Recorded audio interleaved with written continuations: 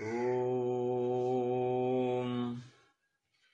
वक्रतुण्ड महाकाय कोटिसूर्यसमप्रभ निर्विघ्नं कुरु मे देव सर्वकार्येषु सर्वदा।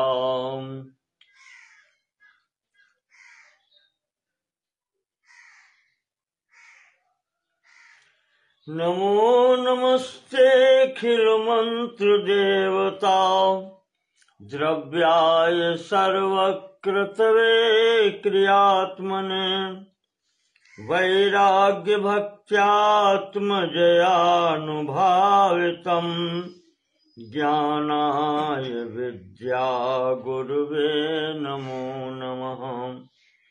हस्ते क्षमाला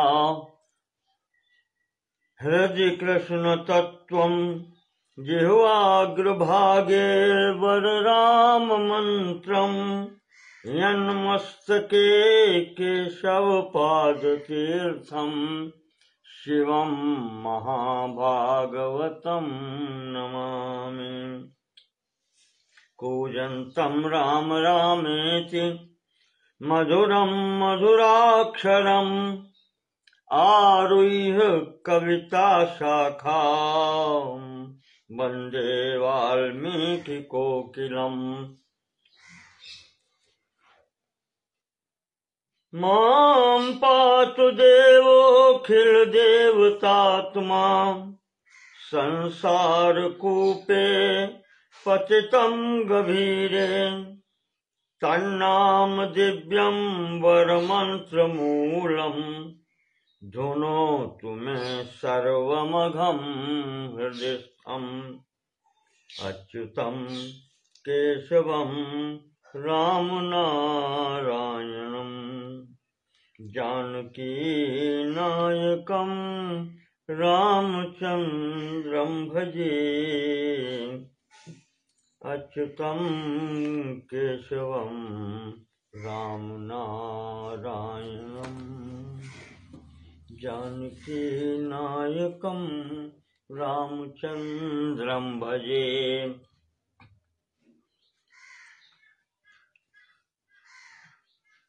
श्रीमद् वाल्मीकि रामायण के कल के प्रसंग में हमने आपको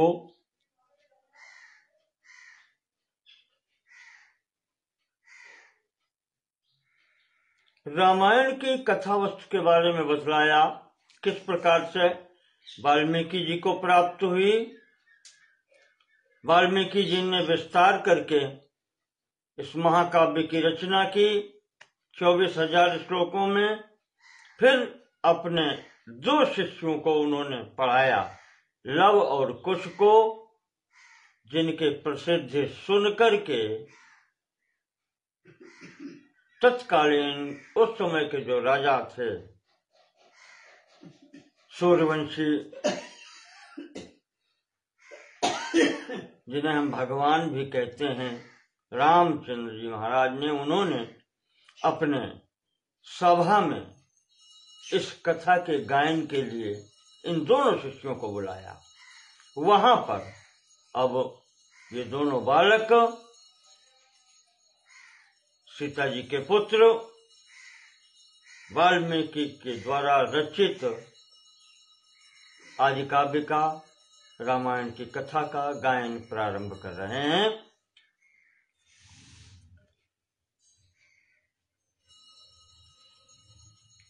यहां से 5वें अध्याय से बालकांड के ये प्रारंभ होता है।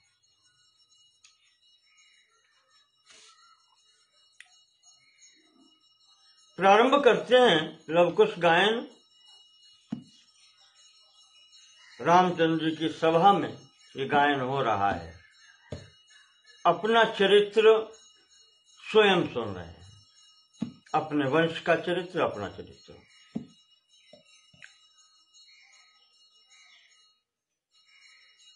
बालकों ने बोलना प्रारंभ किया। सर्वा पूर्वमियम् एषामासीत् कृत्स्ना वसुन्धरा प्रजापतिमुपादाय नृपाणां जयशालिनाम्।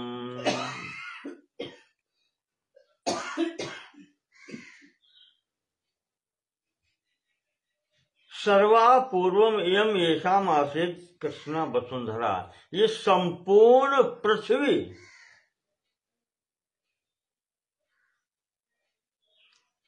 जिसके अधिकार में रही अब तक, लव को सुना रहे हैं, उस समय घटना है अर्जुन।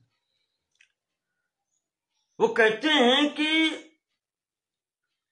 प्रजापतिमुपादाय, प्रजापति मनु से लेकर के अब तक जितने लोगों के अधिकार में ये वसुंधरा, ये पृथ्वी रही है, जिन लोगों के, कौन लोग हैं ऐसे वो जिनके अधिकार में रही है, उनका परिचय देते हैं। ये शाम च सगरो नाम सागरो येन खानिताम। उन्हीं में एक राजा सगर हुए हैं जिन्होंने एक समुद्र को खुदवाया था, जिनके नाम से समुद्र का दूसरा नाम सागर हो गया। पहले समुद्र कहा जाता था, महाराज सगर के द्वारा या उनके पुत्रों के द्वारा जब खुदाई हुई है तब ये सागर कहा गया। षष्टि पुत्र सहस्राणि यम यान्तं पर्यवारयन्। कहते हैं कि जब ऐसे राजा सगर थे, जब वो चलते थे तब उनकी संतान जो 60,000 संतान थी वो उनको घेर के चलती थी। 60,000 पुत्र, ऐसे राजा थे। इक्ष्वाकूणाम इदम तेषाम, वो सूर्यवंश में, महाराज इक्ष्वाकु के वंश में उत्पन्न हुए। तेषाम राज्ञाम वंशे महात्मनाम, उन्हीं इक्ष्वाकु वंशी महात्मा राजाओं की महदुत्पन्नमाख्यानम, उनकी ही कुल परंपरा में जो राजा लोग उत्पन्न हुए हैं आगे, रामायणम इति श्रुतम, उनके ही चरित्र रामायण में गाए गए।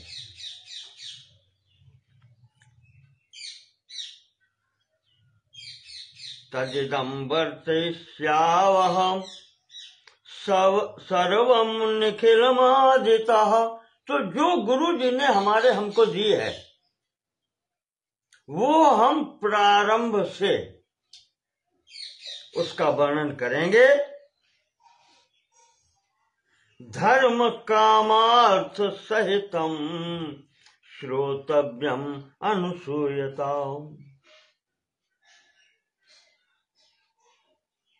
जो भी दोष दृष्टि का त्याग करके, अनुसूयता, जिसको कथा के प्रति ईर्षा न हो, जैसे नहीं तुलसीदास जी ने अंत में कहा है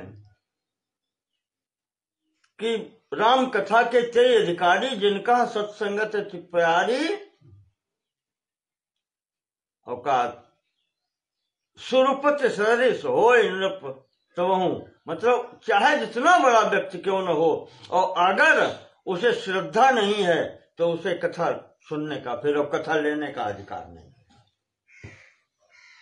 वही यहाँ पर महाराज जी और लव को बता रहे हैं कि इस कथा के सुनने से, हमारे गुरु जी ने ये कहा है कि धर्म, अर्थ, काम और मोक्ष, जो प्राणी के लिए 4 पुरुषार्थ बताए गए हैं, उन सब की सिद्धि होती है। जो व्यक्ति इस प्रकार से सुनता है, दोष दृष्टि का त्याग कर दे, श्रद्धा और भक्ति पूर्वक सुने। कौशलो नाम मुदितः स्फीतो जनपदो महान। इस भारतवर्ष में कौशल नाम का एक जनपद था, क्षेत्र कह लें उसको। जनपद आज के समय में तो जनपद का मतलब जिला, लेकिन इसे क्षेत्र समझे आप, क्योंकि उसके अंदर ही अयोध्या नगरी है। अयोध्या निविष्टः सरयू तीरे प्रभूत धन धान्यवान। ये प्रदेश पूरा जो है सरयू नदी के किनारे बसा हुआ है और धन धान्य से भरा हुआ है, कोई कमी नहीं है।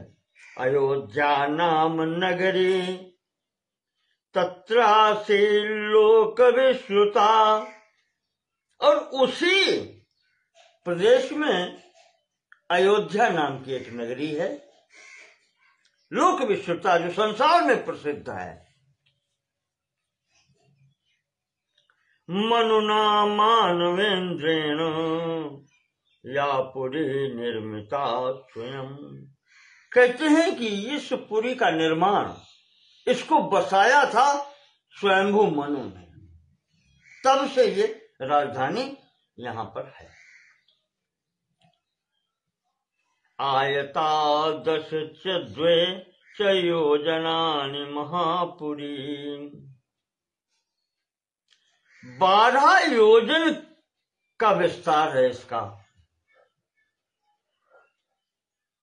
बहुत बड़ी मतलब नगरी रही है, शहर बहुत बड़ा। 12 योजन का मतलब है 12 में 144, 144 किलोमीटर आज के हिसाब से इतना विस्तार है। मान है श्रीमती तेन विस्तीर्णा सुविभक्त महापथा। और 3 योजन इसकी चौड़ाई है, 36 किलोमीटर। इतना बड़ा ये शहर है, नगर है। सुविभक्त महापथा, बहुत अच्छे अच्छे रास्ताएं उसमें जो है, राजमार्ग बने हैं, चौड़ी चौड़ी सड़कें हैं।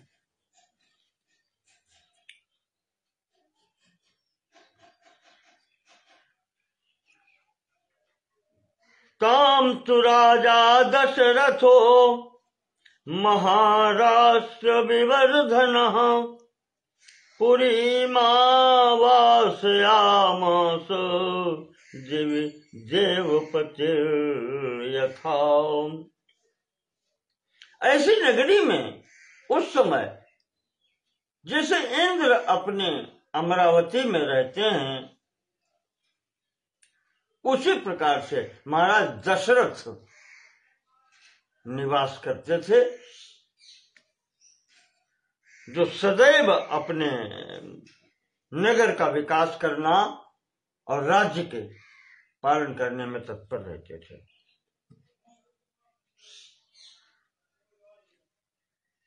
नगर में बहुत अच्छे अच्छे बाजारें थीं, परकोटा था और वो मेन गेट जो है वो था, दरवाजा। पूरी सूतमागध संबाधाम श्रीमतीम अतुल प्रभाम। श्रीमतीम यानी कि श्री वैभव लक्ष्मी वहां पर बरस रही थी। ऐसी नगरी में जहां पर सूत बंदीगण और ये मागध लोग, चारण लोग राजा के गुणों का गान करते थे। उच्चाट्टाल ध्वजवतीम शतग्नि शतसंकुलाम। बड़ी ऊंची ऊंची अटारियां थी, जिनके ऊपर झंडे लगे हुए थे। प्रत्येक घरों पर झंडे लगे हुए थे और लिखा है शतग्निम शतसंकुलाम। सैकड़ों तोपें लगी थी चारों तरफ के लिए। सुरक्षित नगरी थी। बधू नाटक संगैश्च संयुक्ताम सर्वतः पुरीम। नाचने वाले, नाटक करने वाले ऐसे लोग भी रहते थे, यानी मनोरंजन के साधन भी सब उपलब्ध थे। बगीचे थे, उद्यान थे। शहर के चारों तरफ बहुत गहरी खाई खुदी थी। दुर्ग गंभीर परिखाम, उसके चारों ओर किले के, नगरी के गहरी खाई खुदी हुई थी। दुर्गामन्य दुरासदाम, उस खाई को पार करना कठिन था, दुर्गम था। वहां से वाजिबारण संपूर्णाम गोभिरुष्टे खरे तथा, हाथी, घोड़ा, गाय, बैल, ऊंट, गधा, जो भी वहां पर जरूरत थी सब कुछ उपलब्ध था। सामंत राज संघ, राजा दशरथ का इतना बड़ा प्रभाव था कि आसपास के जो छोटे छोटे राजा और वो सब थे, वो सदैव उनको घेरे रहते थे। बलिकर्म भीरावृताम, बलिकर्म यानी भेंट लेकर के आते थे, वो देते थे महाराज को।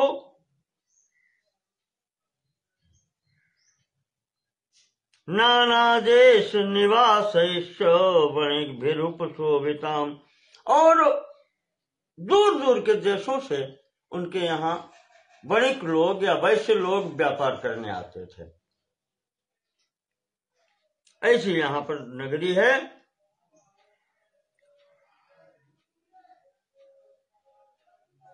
बता रहे हैं लव कुश महाराज के उसमें अयोध्या का वर्णन कर रहे हैं। दुंदुभिर्मृदंगैश्च वीणाभि प्रणवैस्तथा, कहीं कोई कष्ट नहीं था, सब सुखी थे। कहीं कहीं पर नगाड़ों की आवाजें आती थीं, कहीं वीणा बज रही है, कहीं पर और विभिन्न प्रकार के वाद्य जो हैं, बाजा, वो सब बज रहे हैं। नादिताम्रसमत्यर्थम पृथिव्याम तामनुत्तमाम, इनको आवाज इतनी अच्छी लगती थी, सुनकर के लगता था कि यहाँ पर लोग कितने प्रसन्न हैं, कितने सुखी हैं।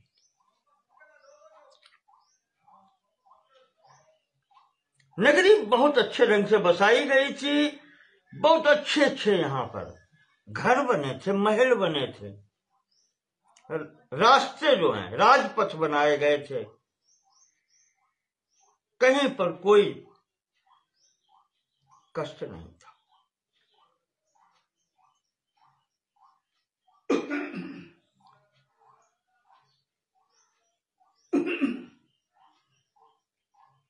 ये चबाण, फिर उसके बाद में महाराज दशरथ जी का वर्णन करते हैं कि ये जो थे, ये चबाण विध्यंति विविक्तम अपरापरम शब्द वेद्यम च विततम लघुहस्ता विशारदाम।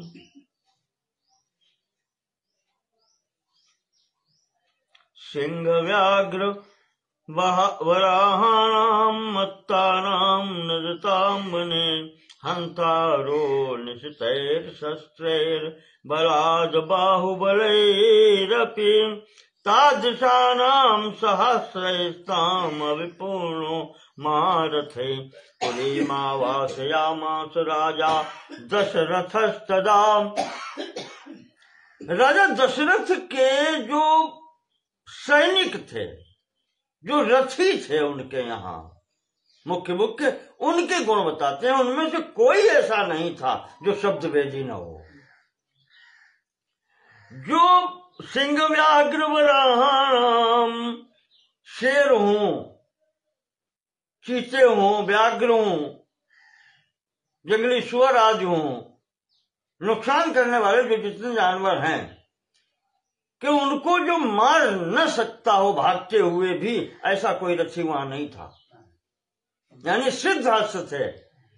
इस तरीके से ऐसे वहां पर उनके सैकड़ों महावीर महारथी ये सब अयोध्यापुरी में महाराज जी के आसपास रहते थे। ताम अग्निमद्भिर गुणवद्भिरावृताम द्विजोत्तमैर्वेद षडंग पारगै सहस्रदयी सत्यरतैर्महात्मभिर्महर्षि कल्पैर्ऋषिभिश्च केवलैः। महाराज राम जी की सभा में लवकुश राम कथा का गान कर रहे हैं, भूमिका बन रही है, दशरथ जी का प्रसंग चल रहा है। कहते हैं कि ऐसे महावीर उस नगरी में रहते थे, इस प्रकार की वो अयोध्या नगरी थी और यहाँ पर राजा दशरथ इस प्रकार से रहते। ताम अग्निमद्भिर गुणवद्भिरावृताम द्विजोत्तमैर्वेद षडंग पारगै। उनके आसपास जो ब्राह्मण भी रहते थे वो अग्निहोत्र करने वाले अग्निमध्वी अग्नि वाले ब्राह्मण, यानी जो प्रतिदिन होम इत्यादि करते थे, हवन करते थे अपना। गुणों से संपन्न और वेद षडंग पार गई। वेद के 6 अंग जो बताए गए हैं उनके सहित वेद को जानकार थे वो लोग। वेद के 6 अंग होते हैं शिक्षा, कल्प, निरुक्त और व्याकरण, छंद, ज्योतिष। ये 6 अंगों सहित जो वेद का अध्ययन करता है वो षडंग, ये 6 अंग हैं वेद के। ऐसे ब्राह्मण उनके सदैव आसपास रहते थे। सहस्रदैर सत्यरतैर महात्मभिर। ऐसे महात्मा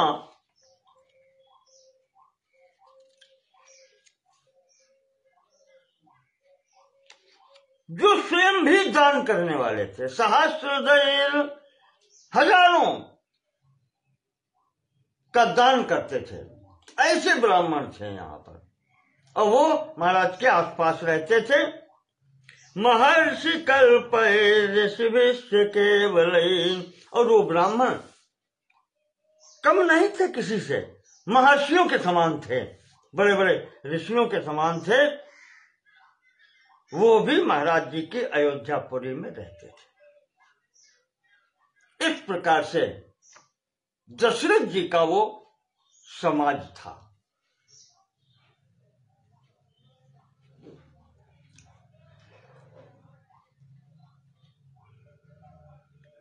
अब आगे कहते हैं लवकुश कि ऐसी स्थिति में राजा दशरथ रहते हुए अपनी संपूर्ण प्रजा का पुत्रवत पालन करते थे।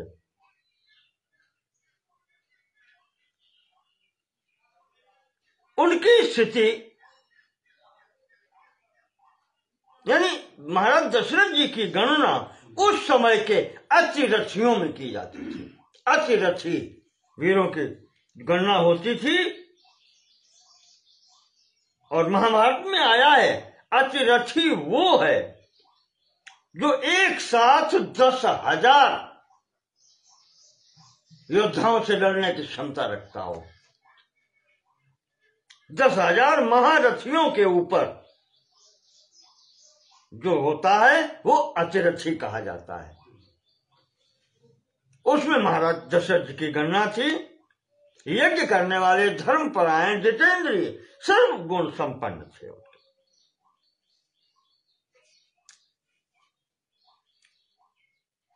तेन सत्याभिसंधेन त्रिवर्गम अनुतिष्ठिता पालिता सा पुरी श्रेष्ठा इंद्रेणेवामरावती।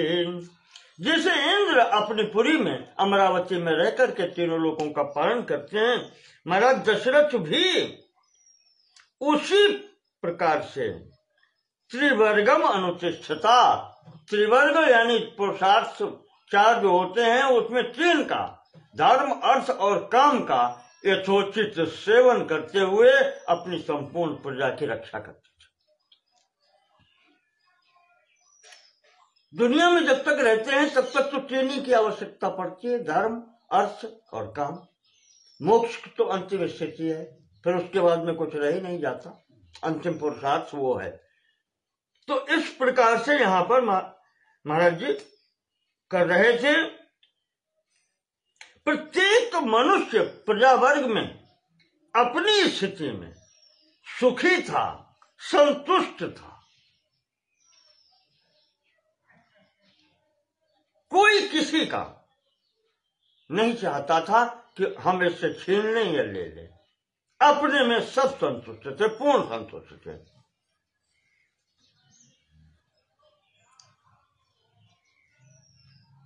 हर व्यक्ति के पास अपनी आवश्यकता से न अल्प सन्निचय कश्चिद, किसी भी के पास अपनी आवश्यकता से कम वस्तु नहीं थी, अधिक ही थी। जो आवश्यकता की चीज है वो उसके पास अधिक मात्रा में उपलब्ध थी, तो फिर दूसरे का कोई क्यों चाहेगा। जब कमी होती है तब चोरी और ये सब चीजें होती हैं।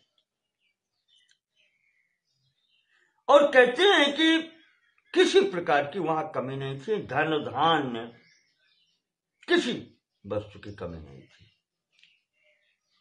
अब वहां पर कहते हैं महाराज दशरथ के राज्य में कामी वा न कदर्यो वाम नृशंसः पुरुषः क्वचित् द्रष्टुम शक्यमयोध्यायां न विद्वान न च नास्तिकः। महाराज दशरथ के द्वारा रक्षित पालित अयोध्या में कोई कामी व्यक्ति नहीं था, व्यभिचारी व्यक्ति नहीं था, कोई कदरियो यानी कोई कंजूस व्यक्ति भी नहीं था, निर्दयी ऐसे यानी दुर्गुण वाले व्यक्ति, न अविद्वान ऐसा कोई नहीं था जो मूर्ख हो, मूर्ख भी नहीं था, सब पढ़े लिखे, न नास्तिक, नास्तिक भी कोई नहीं था। नास्तिक का मतलब जो भगवान को मानते ही ना हो, ऐसा भी कोई व्यक्ति नहीं था।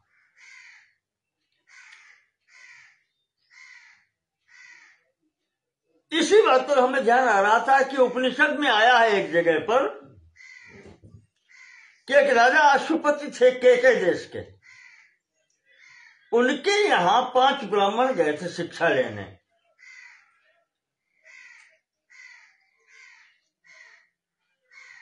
ब्राह्मण क्या कहें, वो वनवासी कहें, और राजा देखो क्षत्रिय है। विद्या किसी के बांट में नहीं होती। क्षत्रिय से ब्राह्मण बालक 5 लोग शिक्षा लेने गए राजा अश्वपति के यहां, और वहां वो जैसे ही देखा ब्राह्मण आया है तो राजा उनका स्वागत सत्कार करते हैं।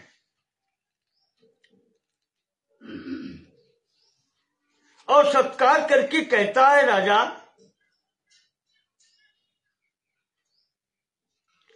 कि आप सब लोग ब्राह्मण हैं, मेरे यहां भी ब्राह्मण रहते हैं, तो आप सब लोग मेरे यहां रहें,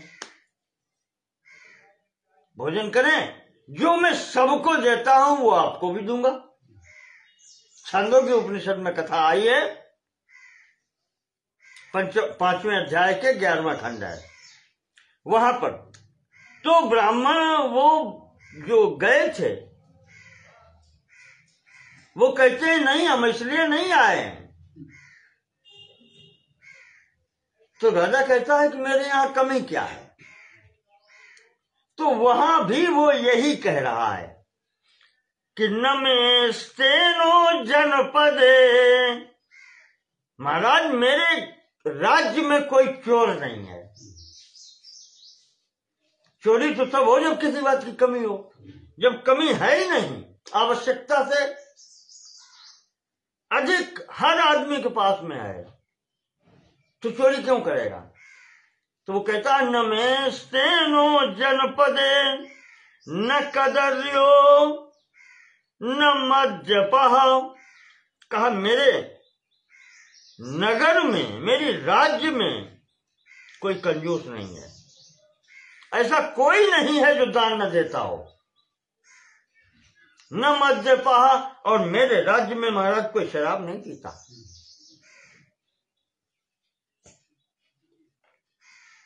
नानाहिताग्निर न अनहिताग्निर, ऐसा कोई भी ब्राह्मण नहीं है, या यहां तो ब्राह्मण की बात ही नहीं है, उसने ब्राह्मण का नाम नहीं लिया, पूरी प्रजा के लिए कह रहा है। ऐसे मेरे प्रजा के अंदर ऐसा कोई नहीं है जो प्रातः काल उठ करके अग्निहोत्र न करता हो, हवन न करता हो।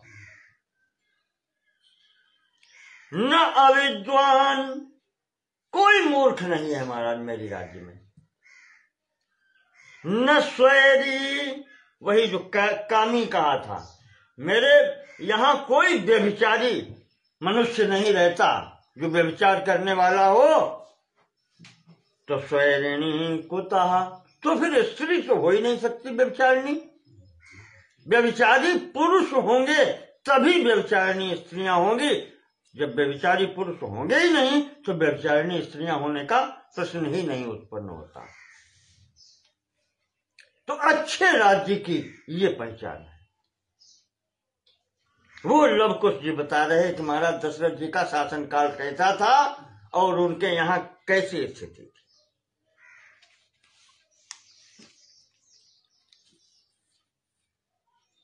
सर्वे नराश्च नार्यश्च धर्मशीलासु संयता मुदिता शील वृत्ताभ्याम महर्षय इवामलाहम। वहां जितने स्त्री पुरुष रहते थे उस नगरी में, सब अपने धर्म का पालन करने वाले, संयमी, प्रसन्न रहने वाले, शील, सदाचार, सब प्रकार से अच्छे व्यक्तित्व थे।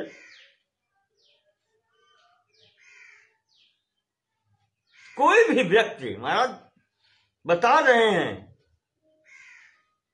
यानी संपत्ति इतनी थी कि कोई भी व्यक्ति, यानी प्रत्येक व्यक्ति मुकुट धारण करता था, यानी सिर किसी का खुला नहीं होता था।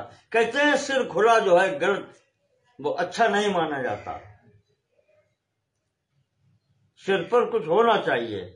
तो कहते हैं कि प्रत्येक व्यक्ति मुकुट धारण करता था,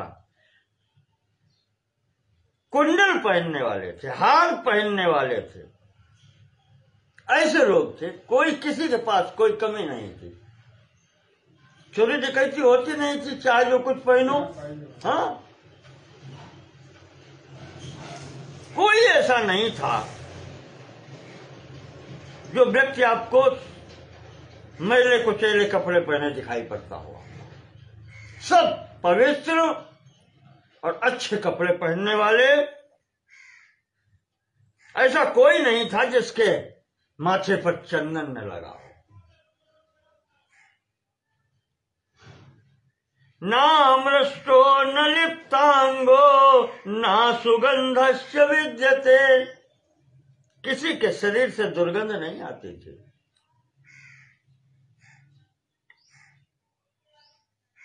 नाम्रष्ट भोजी, अपवित्र भोजन करने वाला कोई नहीं था। ना दाता, ऐसा कोई भी व्यक्ति नहीं था जो दान न दे। इस प्रकार से बहुत से गुण बताए यहां पर।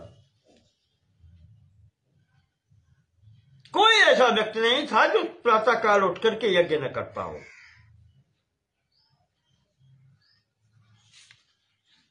इस प्रकार से वो संपूर्ण प्रजा थी। ब्राह्मण अपने कार्यों में लगे थे, यज्ञ करना, कराना, दान करना, स्वाध्याय करना, पढ़ना पढ़ाना। कोई भी नास्तिक नहीं था, सब भगवान के आश्रित रहने वाले थे, भगवान का उपकार मानने वाले थे। दीर्घायुषो नरा सर्वे, कोई अल्प मृत्यु नहीं कबन्यु पीरा। ये स्थिति थी दशरथ जी के राज्य में भी।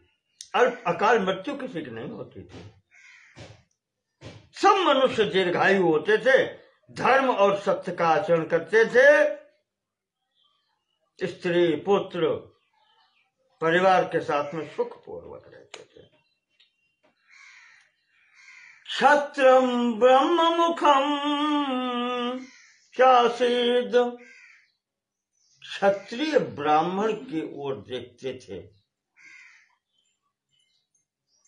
कि मेरे लिए क्या आज्ञा है, यानी ब्राह्मण की बात क्षत्रिय मानता था। वैश्या क्षत्रम अनुव्रता, और जो वैश्य था, व्यापारी वर्ग, वो क्षत्रिय का अनुसरण करता था, क्योंकि सुरक्षा करने वाले यही सब है। इसी तरीके से शूद्रा स्वकर्म निरता स्त्रीन वर्णानुपचारिण, और जो शूद्र वर्ण के थे वो भी अपने कर्तव्यों का पालन करते थे और तीनों लोगों के साथ में मिलकर के चलते थे।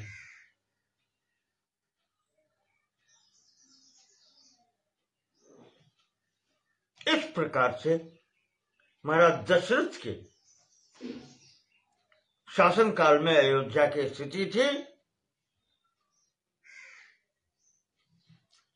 उनके पराक्रम के कारण ही किसी की हिम्मत नहीं थी, किसी का साहस नहीं था जो बुरी नजर से भी अयोध्या की तरफ देख सके।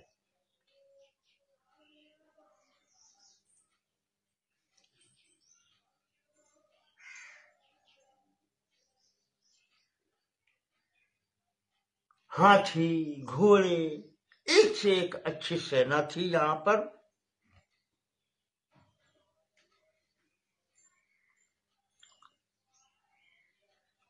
सायोजने द्वेष भूयः सत्य नाम प्रकाशते।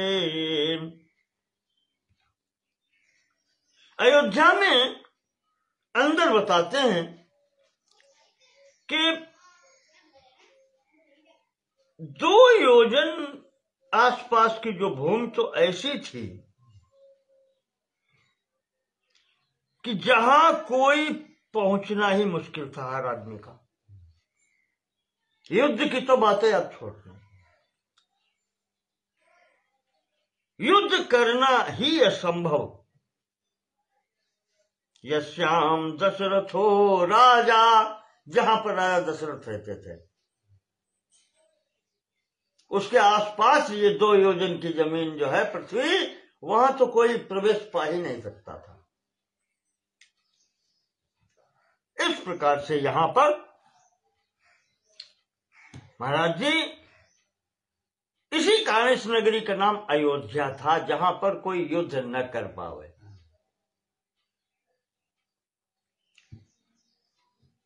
अब आगे बताते हैं लवकुश के महाराज दशरथ के। ये तो अयोध्या नगर का वर्णन हो गया, उसके बाद महाराज दशरथ का भी वर्णन हुआ। अब उनके आसपास रहने वाले तस्यामत्या गुणैरासन इक्ष्वाको सुमहात्मनः, उन इक्ष्वाकुवंशी महाराज दशरथ के जो मंत्री थे, मंत्रज्ञाश्चेंगितज्ञाश्च, वो मंत्रणा करने में कुशल थे। कैसे मंत्रणा की जाती है, कैसे राय मशवरा बैठ के राजा के साथ में किया जाता है, वो जानकार थे।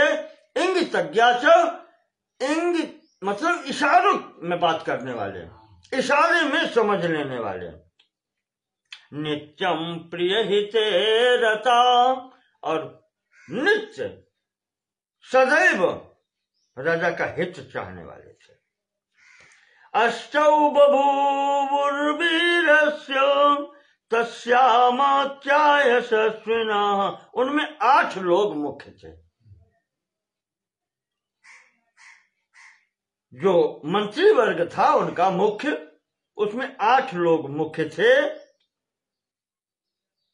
धृष्टिर जयंतो विजया, ये उनके नाम है मंत्रियों के।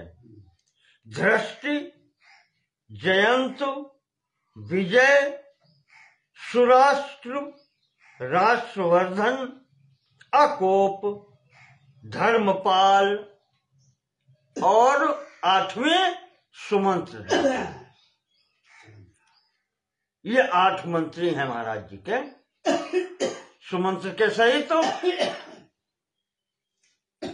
जिसमें सुमंत्र तो बिल्कुल घनिष्ठ हैं, मंत्री होते हुए भी महाराज का रथ में आंक लेते हैं।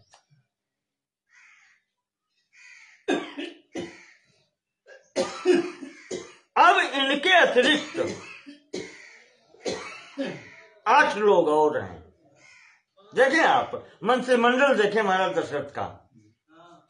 ये 8 मंत्री जो हैं वो क्षत्रिय हैं, और इनके अतिरिक्त 8 लोग और हैं जो ब्राह्मण हैं। उसमें से मुख्य नाम 2 हैं, वशिष्ठ जी और वामदेव जी। ये उपरोहित भी कर्म भी करते हैं, ऋत्विज भी हैं, यज्ञ करने कराने वाले भी हैं, और मंत्रिमंडल में भी सम्मिलित हैं ये लोग।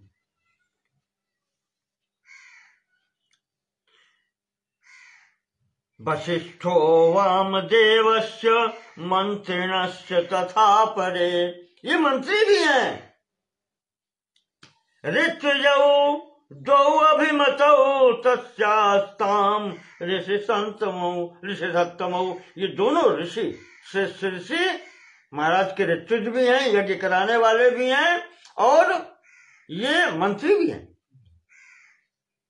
अब इनके अतिरिक्त और सुयज्ञोप्यथ जाबालिः काश्यपोप्यथ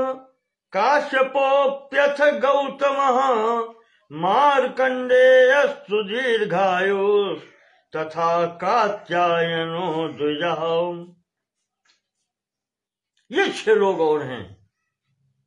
सुयज्ञ, जाबाली, काश्यप, गौतम जी यहां हैं, मार्कंडेय जी भी यहां हैं, और कात्यायन।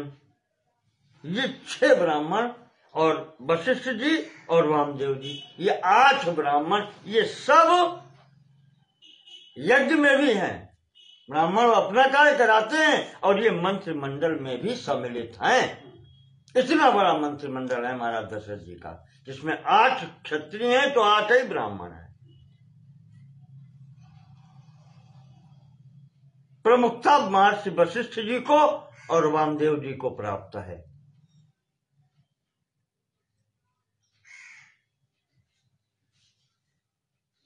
ये जितने लोग हैं यहां पर, लोग कुछ कह रहे हैं कि महाराज वो मंत्रिमंडल में जितने भी लोग थे, कोई स्वार्थी नहीं था, कोई लोभी लालची नहीं था, कोई उद्दंड नहीं था। सब राजा की आज्ञा के अनुसार काम करने वाले, अपने कर्तव्यों का पालन करने वाले थे। कभी काम क्रोध स्वार्थ के वशीभूत नहीं होते थे, झूठ बोलते ही नहीं थे।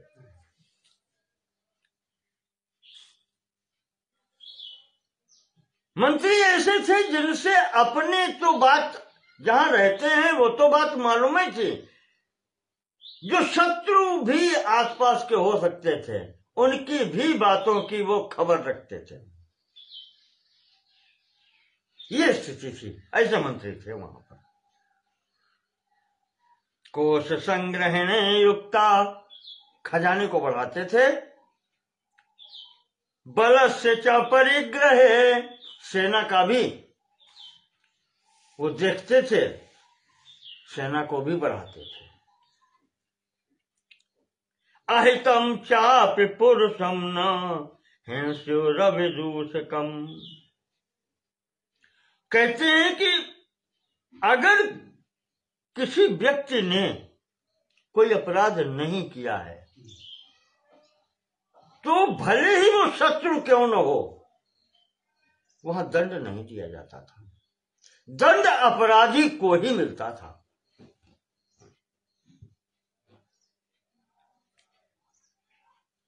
और अगर ऐसा समय पड़ जाए कि उनका अपना भी कोई अपराध करता है, तो फिर वो ये भी नहीं देखते थे कि हाँ ये मेरा अपना है, उसे दंड अवश्य मिलता था किए हुए का। ईदृशैस्तैरमा तैरामात् ईदृशैस्तैरमात्यैश्च राजा दशरथो नघ।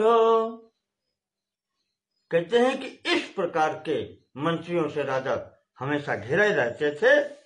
उपपन्नो गुणोपेतैरन्वशासद वसुंधराम। इनके साथ में रह करके महाराज वसुंधरा यानी पृथ्वी का पालन करते थे, राज्य का। तैर्मंत्र भीर्मंत्र हिते निविष्टैर्वृतोनुरक्तै कुशलै समर्थै। जहां ऐसे मंत्री हों जिस राजा के पास में, जो सब प्रकार से अपने कार्यों में कुशल हों, किसी प्रकार का अहित न करने वाले हों, हित साधन करने वाले हों, मंत्रणा को गोपनीय रखने वाले हों,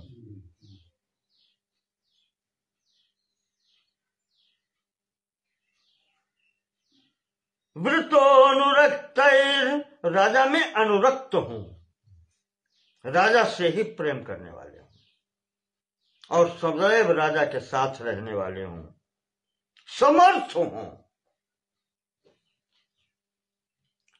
ऐसे मंत्री जब साथ रहते हैं तो सपार्थिवो दीप्तमवापयुक्त, फिर वो राजा तो स्वयं प्रकाशित होगा ही।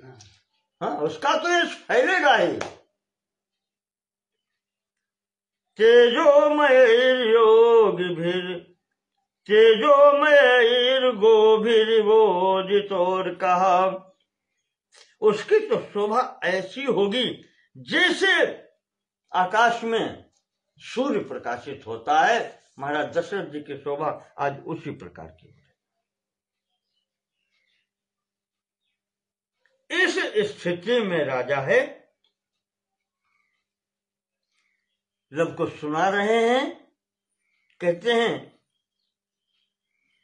राम जी के सामने कथा हो रही, गायन हो रहा है उन्हीं की कथा का। कहते हैं कि इस समय इतना सब कुछ होते हुए राजा को एक दुख था।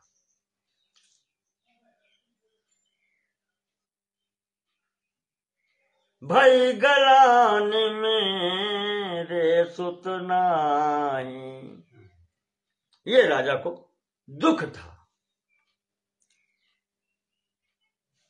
तस्य चैवं प्रभावस्य धर्मज्ञस्य महात्मनः। जिन राजा दशरथ का इतना बड़ा प्रभाव था, ऐसा प्रभाव था, सुतार्थम तप्यमानस्य, ताप था एक, सुत अर्थम, पुत्र के लिए वो व्याकुल थे। नासीद वंश कराह सुतः, वंश को बढ़ाने वाला आगे उनके कोई पुत्र नहीं था। महाराज जी को बस एक ही कष्ट था। चिंतयानस्य तस्यैवं बुद्धिरासीन महात्मनः। इस चिंता में चिंतित रहते थे। एक दिन उनके मन में विचार आया सुतार्थम वाज में धेन किमर्थम न यजाम्य। हम पढ़े लिखे थे,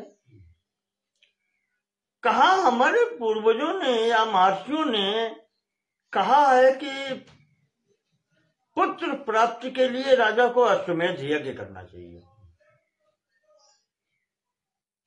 तो मुझे अगर पुत्र की आवश्यकता है तो मन में विचार करते हैं दशरथ जी कि मैं अश्वमेध यज्ञ करूंगा। ये विचार करके सुमंत्र को बुलाया। कहा सुमंत्र, हमारे जितने ये गुरु वर्ग है इन सबको बुला के लाओ। आदर पूर्वक वशिष्ठ जी, वामदेव, ये ब्राह्मण वर्ग जितना है, कहा इनको बुला के लाओ। सुमंत्र जाकर के इन सबको बुला के लाते हैं। आज गोस्वामी जी तो लिखते हैं गुरु ग्रह गयो तुरंत महिपाला, पर यहां सुमंत्र जी बुला के लाते हैं सबको।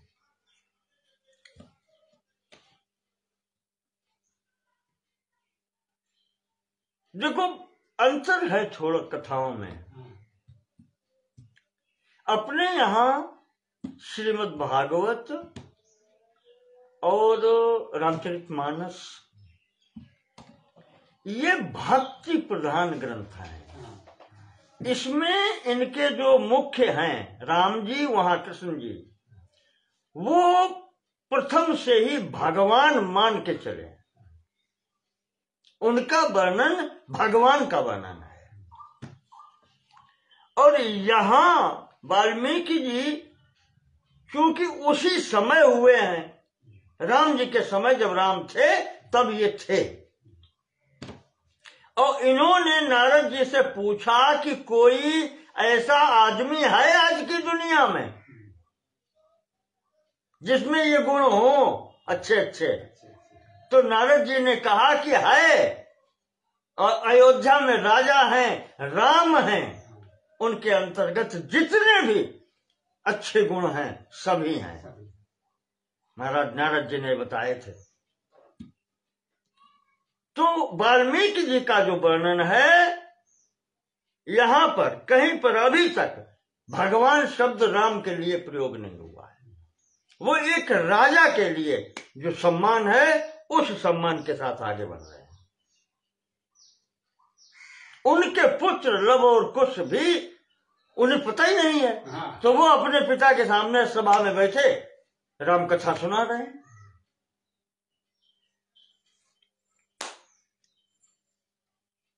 इस राम कथा का वर्णन बहुत जगहों पर है। घटना ऐसे सुना रहे हैं जैसे उनके सामने हुई हो। हाँ, क्योंकि राम जी हैं अभी, तो जो पीछे हो भी गया है तो वो तो बिल्कुल वर्तमान है उनके सामने, सामने की बात है। इसीलिए कहीं कथा में ये नहीं कहा था कि ऐसे हुए थे, वो सीधे कह रहे हैं कि है राजा दशरथ ऐसे हुए, क्योंकि राजा दशरथ जा चुके हैं, राम जी का राज्य है, तो उनके बारे में ये लिखा है कि ऐसे दशरथ जी हुए। इतना उन्होंने प्रयोग कर दिया कि हाँ हो चुके हैं वो। तो यहां पर इन घटनाओं का वर्णन इस प्रकार से अभी बात आगे आती है। चलो वहीं पर बात करते हैं। तो लवकुश कह रहे हैं कि राजा दशरथ ने अपने ब्राह्मण मंत्रियों को सबको बुलाया और इनसे बात की कि महाराज क्या मेरे भाग्य में पुत्र है ही नहीं? आपकी कृपा से सब कुछ है यहां पर वंश बढ़ाने वाला एक पुत्र नहीं है। ऐसा क्या अपराध हुआ हमसे?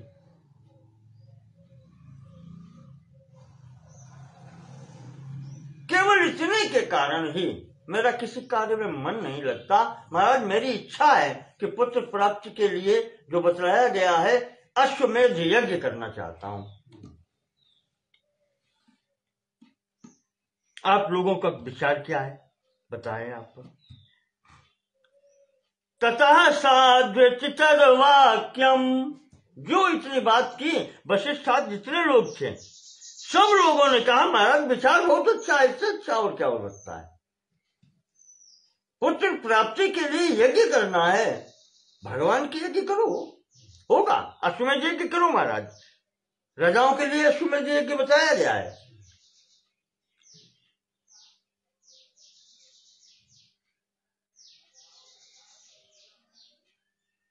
और सबने समर्थन किया, ये जितने ब्राह्मण लोग यहां पर थे।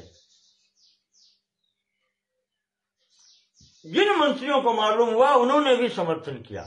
सुमंत्र जी तो बुला के लाए हैं, तो मंत्री वो भी हैं साथ में, सबने समर्थन किया। और सबने कहा महाराज बिल्कुल अच्छा है, विचार आपका अच्छा है, और यज्ञ द्वारा आपकी कामना की पूर्ति होगी महाराज। तो तैयारी करो, सामान इकट्ठा करवाओ महाराज।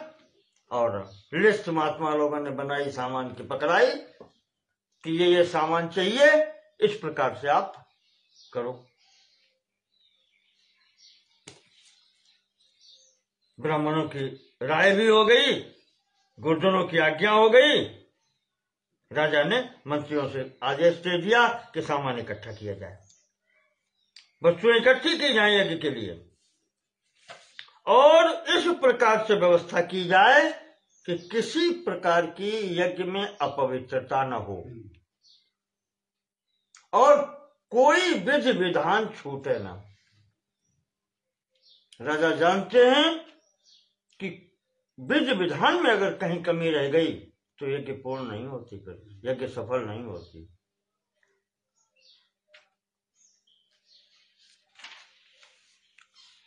इस प्रकार से महाराज ने आज्ञा दी है। सब अपने अपने घर गए। राजा ने अपने घर पर जाकर के ततः सगत्वा पत्नीर नरेंद्रो हृदयंगमाम, अपनी पत्नियों के पास जाकर के महाराज जी ने तीनों रानियों से उवाच दीक्षाम विशत यक्षे हम सुत कारणात्, महाराज ने कहा तीनों रानियों से कि तुम भी हमारे साथ चलो, और हम पुत्र की कामना से यज्ञ कर रहे हैं, तो हमारे साथ में तुम भी यज्ञ में बैठो, दीक्षा लो। और क्या चाहिए वहां, तो सब इसी बात में थे, तो सब प्रसन्नता पूर्वक तैयार हुए। इसी समय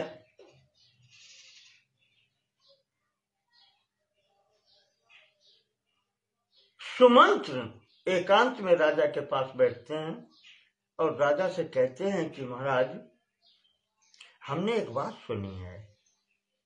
एकांत में बैठे दो पर दो, सुमंत्र जी हैं और दशरथ जी हैं। और महाराज मैंने महापुरुषों के मुंह से भी सुना है, कहते हैं पुराणों में और वेदों में भी ये आया है। देखो सुमंत्र जी बता रहे और आने वाली घटना बता रहे हैं, और कह रहे हैं कि पुराणों में भी जिक्र है इसका और वेदों में भी जिक्र है। याद आती है मुझे एक बात, अब हम तो उतने बड़े विद्वान नहीं हैं, पर करपात्री जी महाराज की बात याद आ रही है। वो कहते थे, मैंने पढ़ा है उनकी किताब रामायण मीमांसा, ऐसी थी किताब, उसमें उन्होंने लिखा था कि वेद में कुछ घटनाओं का वर्णन है, जो घटनाएं बिल्कुल ठीक वैसी ही होती हैं।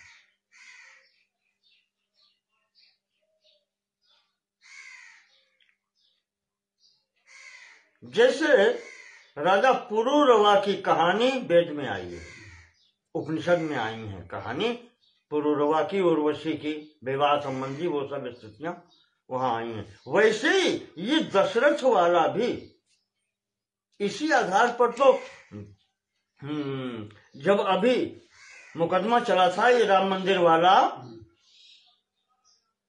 तो यानी कि सब बहस हो गई, जजमेंट होने को था, आखिरी में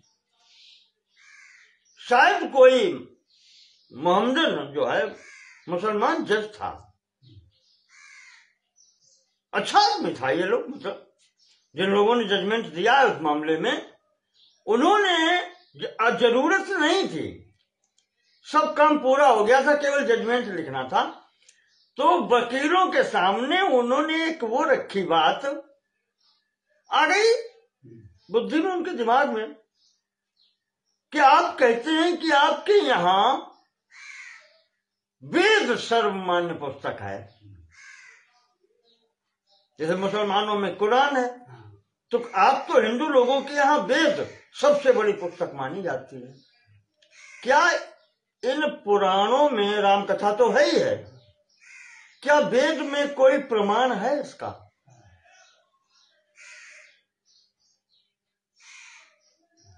हाँ, तो अब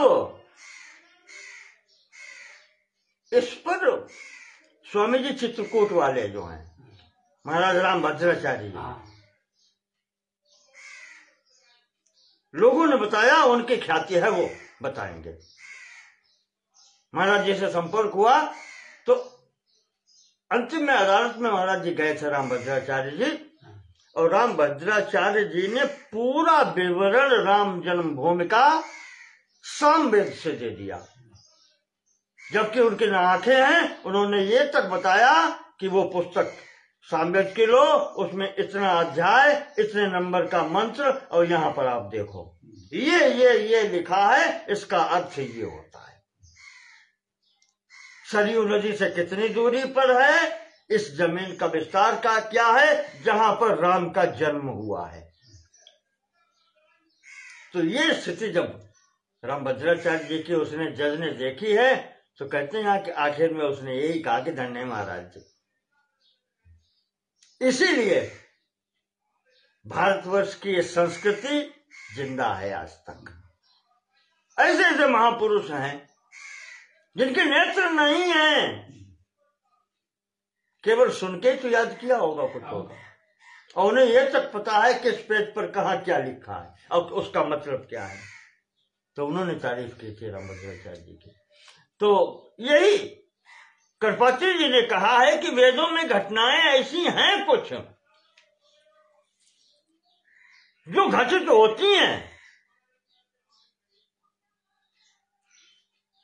वेद किसी व्यक्ति ने नहीं लिखे,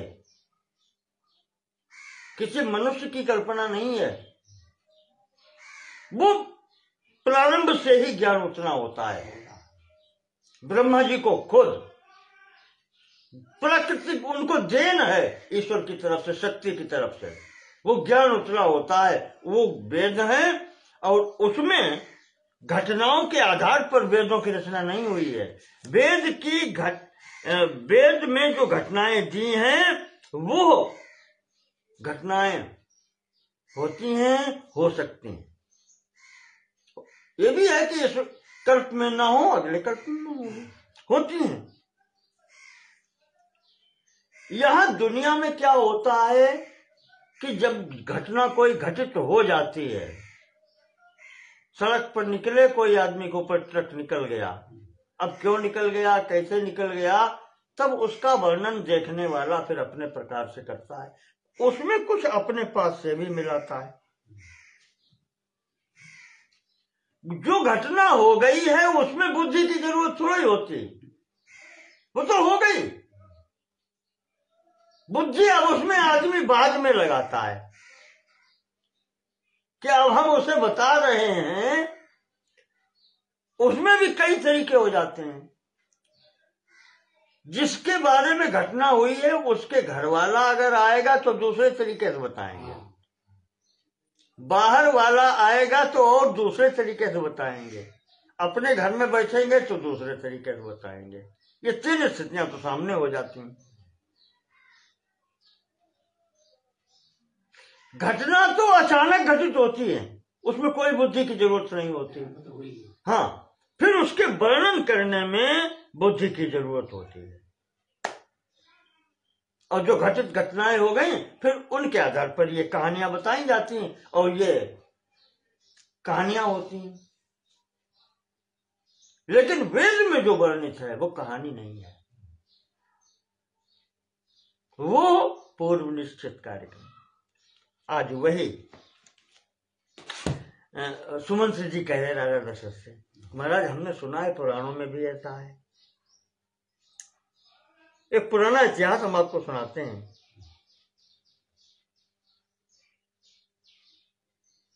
अश्वमेध जो आपने अनुष्ठान पुत्र प्राप्ति के लिए किया है वो तो किया ही है, अच्छी बात है, मगर महाराज हमने ये सुना है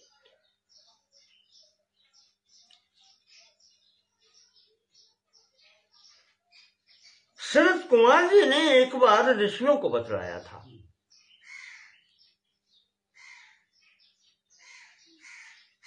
कि काश्यप नाम के एक ऋषि हुए हैं, उनके पुत्र थे विभांडक और विभांडक के पुत्र थे ऋषि श्रृंग या श्रृंगी ऋषि।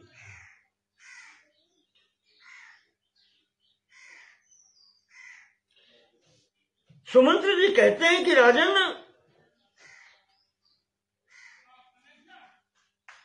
श्रृंगी ऋषि जो ये हैं ऋषि श्रृंग, ये अपने पिता के साथ में रहते थे। इन्होंने माता को भी नहीं देखा, तो रहते हुए केवल पिता के साथ में रहते थे। तो इन बड़े भी हो गए, ये स्त्री पुरुष में भेद नहीं जानते थे, यानी इन्होंने स्त्री कभी देखी ही नहीं थी। ऐसे श्रृंगी ऋषि हुए, ऋषि श्रृंग ब्रह्मचारी थे।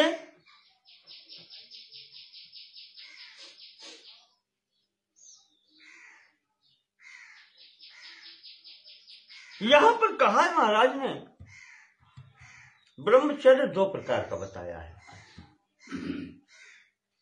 सुमंत्र जी दशरथ को बता रहे हैं कि ब्रह्मचर्य भी दो प्रकार का होता है। एक तो वो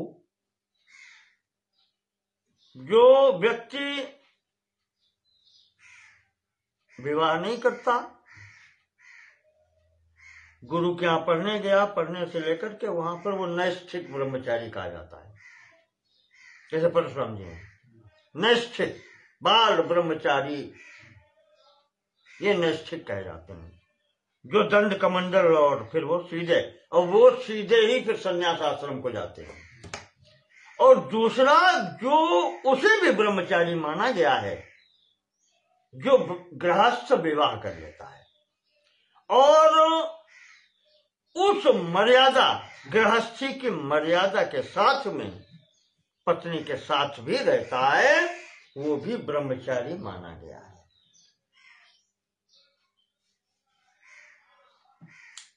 तो कहते हैं कि इस प्रकार से वो नैष्ठिक ब्रह्मचारी, वो मुख्य ब्रह्मचर्य, और ये ऐसा ब्रह्मचर्य, दोनों ब्रह्मचर्य माने गए हैं अगर मर्यादा पूर्वक अपने मर्यादाओं का पालन करते हैं।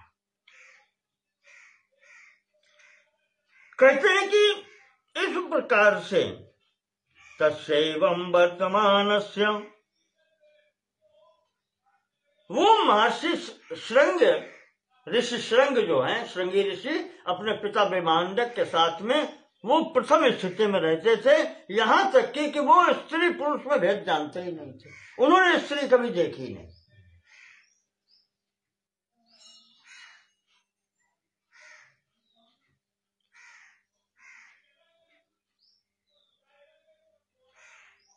कहते हैं कि सुमंत्र जी दशरथ से कि मैंने ऐसा सुना है,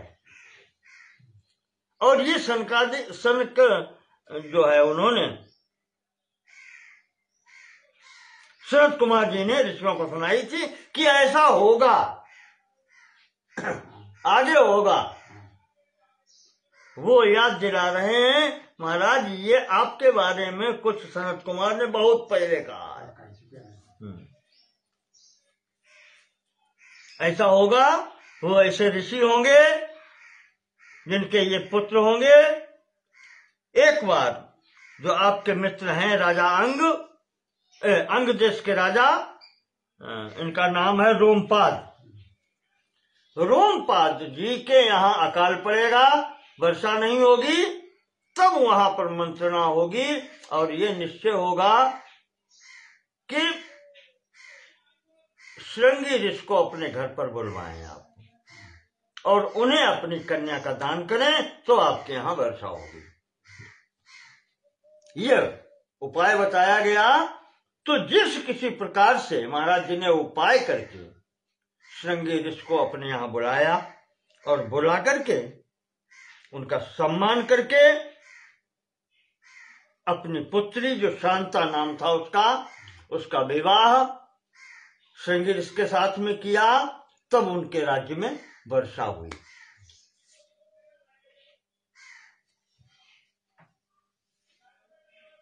दशरथ जी कहते हैं, सुमंत्र खुल के बताओ पूरी बात। जब राजा अंग देश के जो रोमपाद हैं वो तो हमारे मित्र ही हैं, और कहते तो ये हैं कि ये शांता नाम की पुत्री जो है महाराज दशरथ की है, कौशल्या जी की। पुत्र नहीं था, अच्छा संतान उनके भी नहीं थी,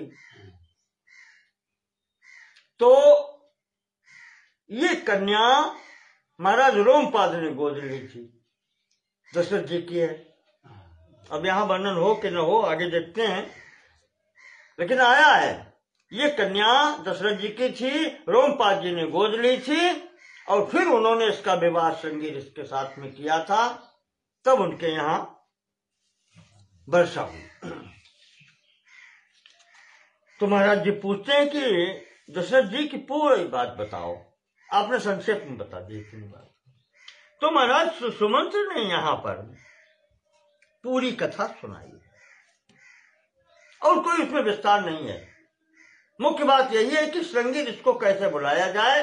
सब घबरा गए मंत्री लोग कि जब उन्होंने विभांडक ऋषि ने अपने पुत्र को ऐसी सुरक्षा में रखा है तो हम बुला के यहां लाए, हाँ, और फिर उनका विवाह भी करवाए। सब घबरा गए। रोमपाद ने कहा बुला के लाओ, जब वर्षा हो ही नहीं रही तो हम कन्या विवाह करेंगे। तो कुछ वेश्याएं तैयार हुई, नाचने वाली वो वेश्याएं जो थी, उन्होंने कहा महाराज अगर आपकी आज्ञा हो तो हम कोशिश करके देखें। तो महाराज रोमपाद को और क्या चाहिए, प्रजा का हित हो किसी तरीके से। तो उनकी आज्ञा लेकर के वो वेश्याएं जाती हैं। क्योंकि उस बालक ने, श्रृंगी ऋषि ने स्त्री देखी नहीं कभी, तो वो समझता नहीं है उस चीज को। ये वहां जाती हैं, नाचना गाना ये सब होता है, बातचीत होती है उससे, वो पूछता है, स्त्रियां तो वैसे भी सुंदर होती हैं, तो उस स्तर में ये लोग अपना स्वरूप वैसे ही बना के जाती हैं, स्त्रियों का स्वरूप नहीं बना के जाती हैं, लड़कों जैसा ही बना के जाती हैं। तो उस तरीके से करके उसको आकर्षित करती हैं। अब वो अपने यहाँ फल फूल जो है वो इन्हें खिलाता है कि लो भाई तुम हमारे यहाँ आए हो तो हमारे यहाँ ये है, खाओ पियो। और ये अपने साथ में कुछ शहरी खाना ले जाती हैं तो ये उसको खिलाती हैं। अब जिस आदमी को घर का भोजन वहां नहीं मिला, जंगली फल फूल खा के रहता है, तो कुछ तो आकर्षण होगा। रसगुल्ला छेना जिसके आगे रख के जाएंगे भैया, ऐसी चीजें अच्छी जो मिठाइयां बनती हैं तो वो थोड़ा बहुत तो आकर्षित होती है।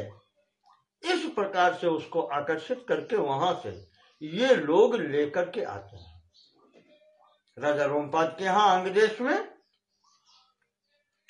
अब जब वो आ गए तो राजा ने तुरंत उनका स्वागत सत्कार किया। अब घबराए ये भी कि अगर महाराज ने जान लिया विभांडक ऋषि ने,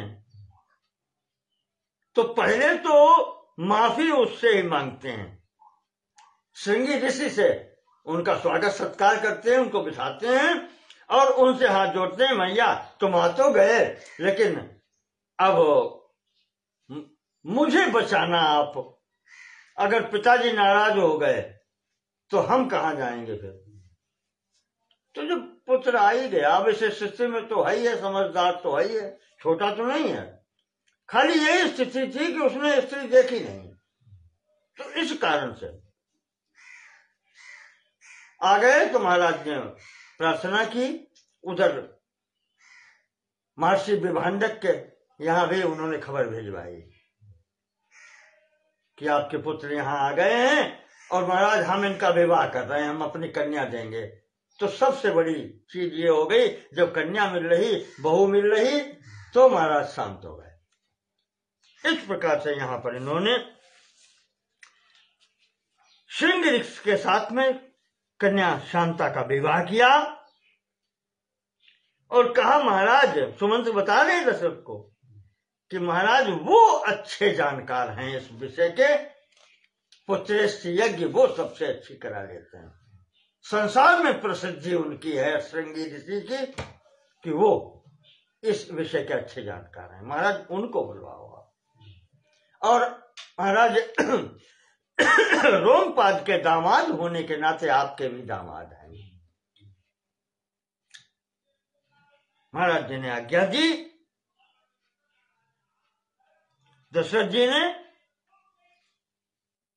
आज्ञा क्या दी, स्वयं रथ लेकर के रोमपाद जी के यहाँ अंगदेश पहुंचते हैं, सपरिवार पहुंच गए और अंगराज से कहते हैं कि हम आपसे मांगने आए हैं, ये अपना जो दामाद है वो मेरे साथ भेजो, क्योंकि मेरे संतान नहीं है, और बिटिया सहित भेजो। बिटिया दामाद दोनों को लेने आए हैं।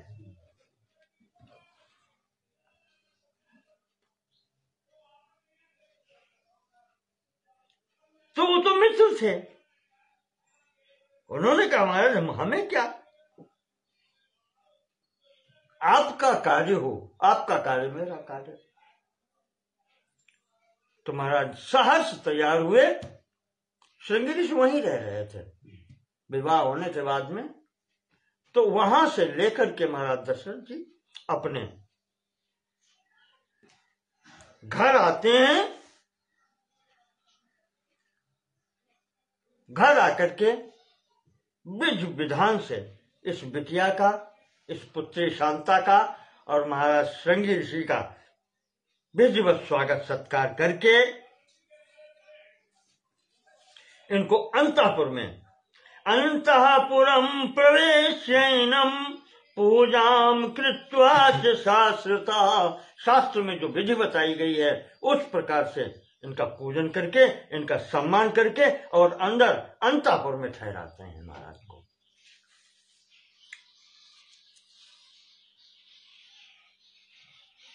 इस प्रकार से वहां पर अंतःपुर में जब ले गए तो रानियां जितनी हैं पुत्री को और दामाद को जब एक साथ आया हुआ देखती हैं बहुत प्रसन्न हुई। इस प्रकार से वहां पर महाराज जी रहने लगे। कुछ दिन यहां पर रहे हैं, फिर व्यवस्था बनी है, इसलिए आज का प्रसंग हम यहीं स्थगित करते हैं और यज्ञ का प्रसंग कल के खंड में लेंगे, अगले खंड में लेंगे। आज महर्षि श्रृंगी ऋषि श्रृंग विभांडक जी के पुत्र महाराज दशरथ जी के यहाँ आ गए हैं सुमंत्र जी की राय पर। अब वो आगे का कार्यभार देखेंगे, यहाँ पर यज्ञ का कैसे होगा और क्या होना है। नमो नमः। बोलिए राजा रामचंद्र की जय।